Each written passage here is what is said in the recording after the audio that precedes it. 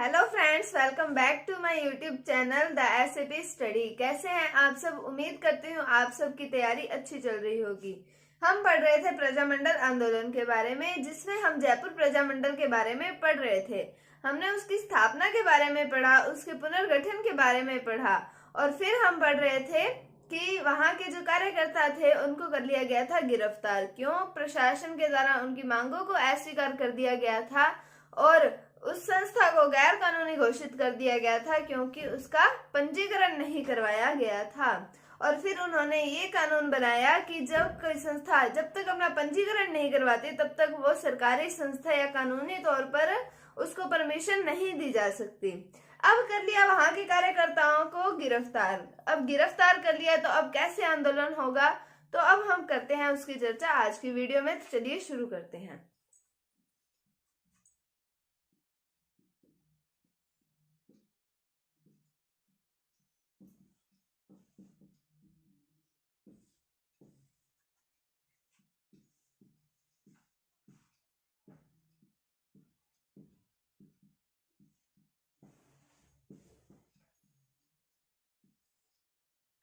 तो जब कर लिया प्रजामंडल के कार्यकर्ताओं को गिरफ्तार, तो अब हम बात करते हैं 5 अगस्त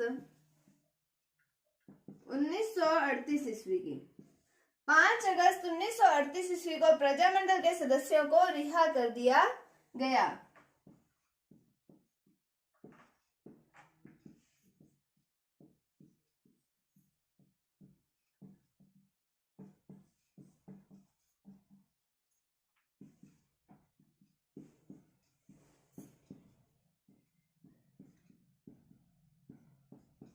अब इनको रिहा तो कर दिया, लेकिन जो संस्था है उसको तो गैर कानूनी घोषित किया हुआ है, तो अभी उस संस्था को तो नहीं चला सकते। तो फिर हम बात करते हैं प्रजामंडल के सदस्य और प्रशासन जो है उसके मध्य होता है समझौता। तो प्रजामंडल के सदस्यों और प्रशासन के मध्य एक समझौता होता है। इस समझौते में क्या होता है कि सोसाइटी रजिस्ट्रेशन एक्ट,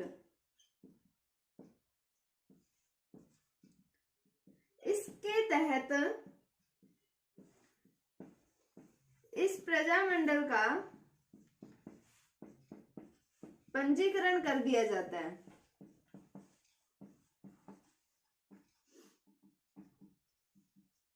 हमने पिछले वीडियो में देखा था कि जहां पर प्रशासन ने खुद ने इस प्रजामंडल को गैर कानूनी संस्था घोषित कर दिया था, वहीं पर अब ये खुद प्रजामंडल के सदस्यों के साथ कर रहा है समझौता और सोसाइटी रजिस्ट्रेशन एक्ट। इसके तहत प्रजामंडल का पंजीकरण कर दिया गया था और इनको कब रिहा किया था? 5 अगस्त 1938 ईस्वी को जयपुर प्रजामंडल के सदस्यों को जिन्हें गिरफ्तार किया गया था उन्हें रिहा कर दिया गया था। और ये एक्ट कौन सा था? Society registration act. फिर हम बात करते हैं कि यहाँ पर चलता है प्रजामंडल सत्याग्रह।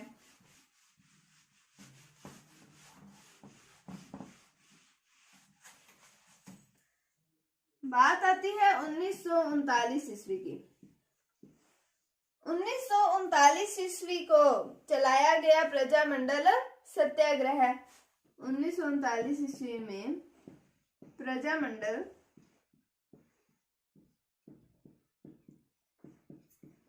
सत्याग्रह चलाया गया। अब इसको किसी ने संयोजित भी किया होगा इस सत्याग्रह को, तो इसके संयोजक का नाम आता है हीरालाल शास्त्री।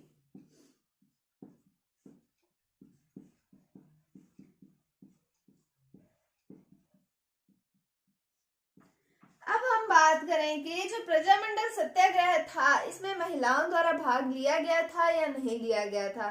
तो इस प्रजामंडल सत्याग्रह के अंदर महिलाओं के द्वारा भारी संख्या में भाग लिया गया था। महिलाओं द्वारा भाग लिया गया था और उन महिलाओं का नेतृत्व किसके द्वारा किया गया? तो उनका नेतृत्व किया गया रतन शास्त्री के द्वारा। तो ये जो रतन शास्त्री हैं ये हीरालाल शास्त्री की पत्नियां हैं। तो संयोजित किसके द्वारा किया गया?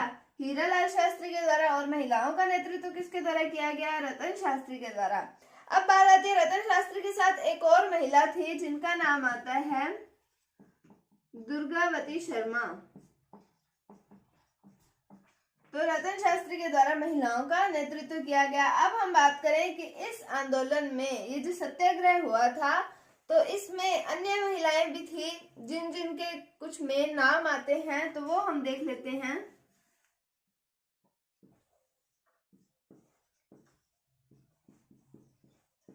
उसमें नाम आते हैं रमा देवी, सुशीला देवी और सुमित्रा देवी। तो हमने देखा 1939 में प्रजामंडल सत्याग्रह चलाया गया। संयोजक का नाम पड़ा हमने हीरालाल शास्त्री। महिलाओं द्वारा भाग लिया गया और नेतृत्व रतन शास्त्री के द्वारा किया गया और हमने अन्य महिलाओं के नाम भी पढ़े। फिर बात आती है कि 5 मार्च 1939 को इन्हें कर लिया गया गिरफ्तार। क्या किया गया? इन्हें गिरफ्तार कर लिया गया। तो ये था प्रजामंडल सत्याग्रह के बारे में। अब हम आगे देखते हैं।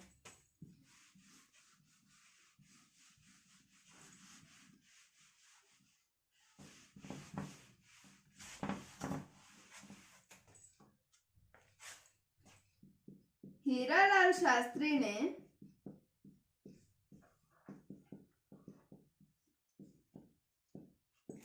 12 मार्च 1939 को जयपुर दिवस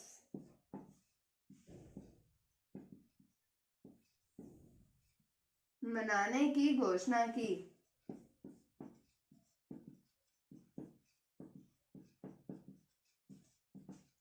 तो हीरालाल शास्त्री ने क्या घोषणा की कि 12 मार्च 1939 ईस्वी को क्या मनाया जाएगा?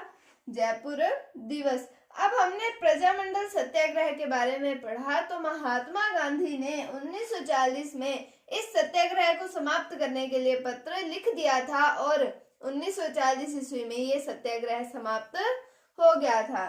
तो हम देखते हैं कि महात्मा गांधी ने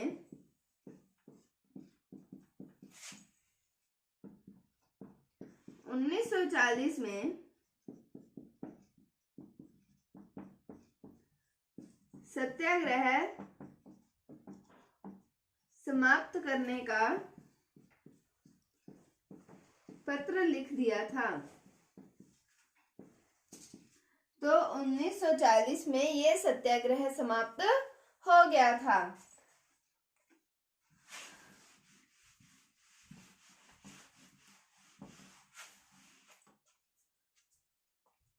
अब बात आती है 2 अप्रैल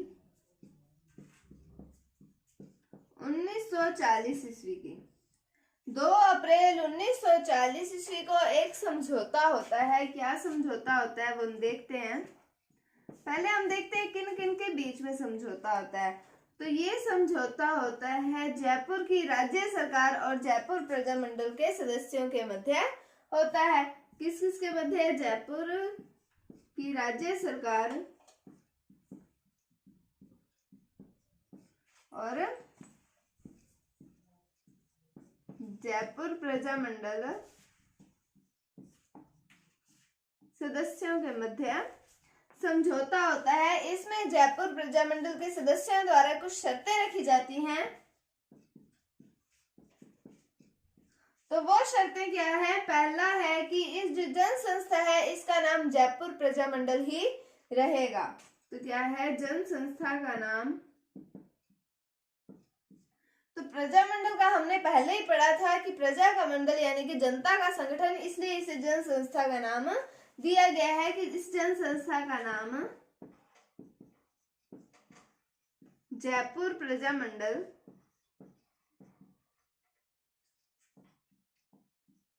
ही रहेगा। फिर कहा कि जयपुर प्रजामंडल के सदस्य जो हैं वो जयपुर राज्य से बाहर किसी भी राजनीतिक दल का हिस्सा बन सकेंगे, किसी भी राजनीतिक दल के सदस्य बन सकते हैं। तो क्या बात है कि जयपुर प्रजामंडल के कार्यकर्ता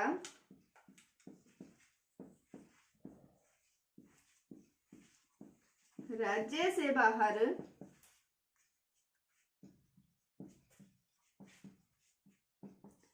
किसी भी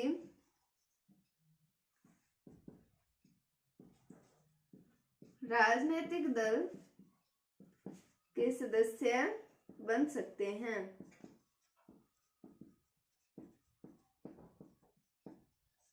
अब तीसरी बात है कि जनता को भाषण देने का अधिकार प्राप्त होगा।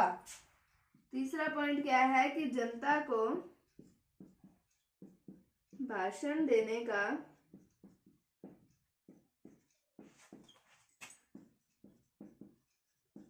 अधिकार प्रदान करना। और चौथी बात कि हमने जो प्रजामंडल का सबसे पहले उद्देश्य पढ़ा था कि राज्य में जो उत्तरदायी शासन है उसकी स्थापना करना, तो चौथी बात आएगी कि जयपुर शासक के नेतृत्व में उत्तरदायी शासन की स्थापना करना। तो चौथा पॉइंट आएगा जयपुर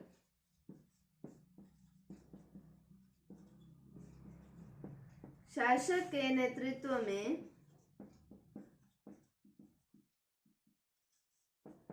उत्तरदायी शासन की स्थापना करना।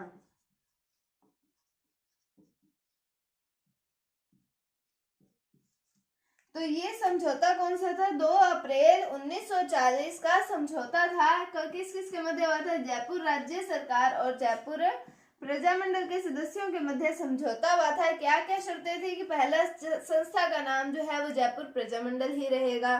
फिर दूसरा कि उसके जो कार्यकर्ता है वह राज्य के बाहर किसी भी राजनीतिक दल के सदस्य बन सकते हैं। तीसरा, जनता को भाषण देने की अधिकार प्राप्त होगा। फिर चौथा, जयपुर शासक के नेतृत्व में उत्तरदायी शासन की स्थापना होगी। तो आज हमने पढ़ा कि जो सदस्य जिनको गिरफ्तार किया गया था उन्हें रिहा किया, समझौता हुआ प्रशासन के साथ में और सोसाइटी रजिस्ट्रेशन एक्ट के तहत इसको पंजीकृत कर दिया गया इस प्रजामंडल को। फिर हमने प्रजामंडल सत्याग्रह के बारे में पढ़ा जिसके संयोजक हीरालाल शास्त्री, महिलाओं के नेतृत्वकर्ता कौन थे? रतन शास्त्री और दुर्गावती शर्मा के बारे में हमने पढ़ा था। फिर हमने पढ़ा है कि जयपुर प्रजामंडल में 2 अप्रैल 1940 को समझौता हुआ जयपुर राज्य सरकार और जयपुर प्रजामंडल के सदस्यों के मध्य।